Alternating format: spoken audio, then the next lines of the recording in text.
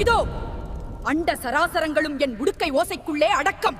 எவனடா இங்கே என் பிள்ளையின் முன்னே அதர்மத்தின் நிழலை வீச துணிந்தவன்? ஊரே உன்னை கண்டு ஏளனமாக சிரித்தாலும், உறவுகளே உன்னை உதறித் தள்ளினாலும், இந்த மகாகாளியின் மடியில் உனக்கு எப்போதும் இடமுண்டு. உன் முதுகில் பாய்ந்த வஞ்சக சொற்களை நான் என் கபாலத்தில் ஏந்தி நிற்கிறேன்.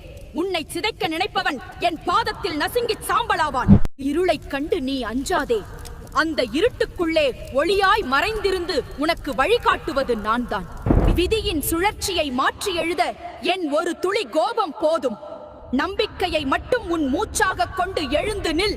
உன்னை அழவைத்தவர்கள் என் உருட்டு விழி பார்வையில் பொசுங்கி போகும் காலம் வந்துவிட்டது. உன் முன்னே தடைகளாக இருப்பவை எல்லாம் என் சூலாயுதம் பட்டு தூசியாக சிதறும். உன் குலம் காக்க நான் ருத்ர தாண்டவம் ஆடுவேன். பயத்தை எரித்துவிட்டு பாய்ந்து வா. உன் வெற்றி கொடியை நானே ஏந்தி பிடிப்பேன். இது கபாலினியின் மாறாத சத்திய வாக்கு.